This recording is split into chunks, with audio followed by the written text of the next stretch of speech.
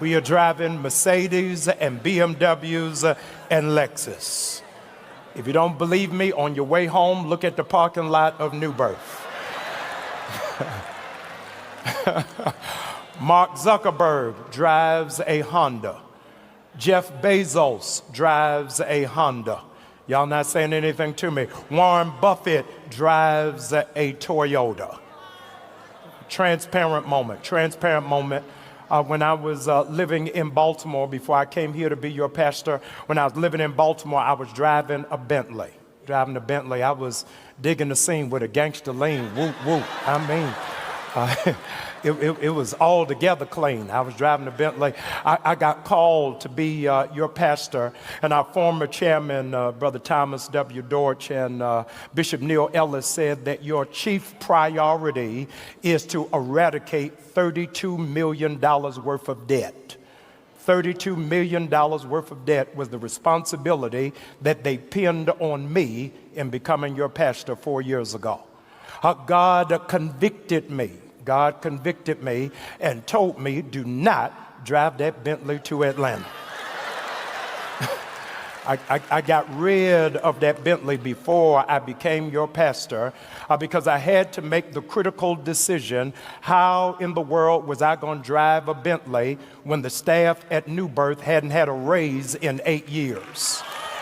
How was I going to drive a Bentley when we had to feed 1 million people in the pandemic? How was I going to drive a Bentley and roll down the window and tell Negroes to vote for Raphael Warnock and Stacey Abrams because of the oligarchs in D.C.? I am probably the only, if not in a very small minority, of mega pastors who drive a used car. For my first 3 months of being your pastor, I didn't even have a car. I was catching Ubers. I was having members of the church come get me, and Levitt Funeral Home loaned me a car. I had to go get a used car that was 4 years old because I had to make a critical decision. What message would I be giving to the congregation? What message would I be giving to the community? What message would I be giving to our creditors? Sometimes you got to go beyond. You got to go beyond what other people think and live in a place of what is best for where it is that you are. I am praying for black people who are in this room that you would be delivered from impressing other people and get to the place of what is best for you, what is best for your family, and best for your community. I'm not telling you to do it. I'm telling you the decision that I made. You got to get past the point of what other people think you ought to have.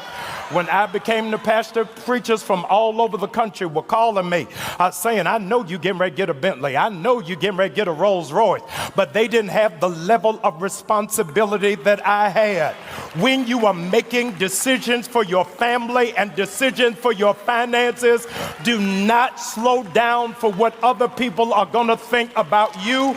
You got to make up in your mind, I got to cut some things back because I got to get these babies in college. I got to cut some things back because I don't want to work this hard for the rest of my life. I got to pull some stuff back because I know how I want to retire and how it is that I want to live. I know this ain't for all of y'all, but for those of you who have lived long enough to know that folk will applaud you one day and then hate on you the next day, you got to live at a different level of your affordability. If you know I'm right, somebody shout, preach, black man.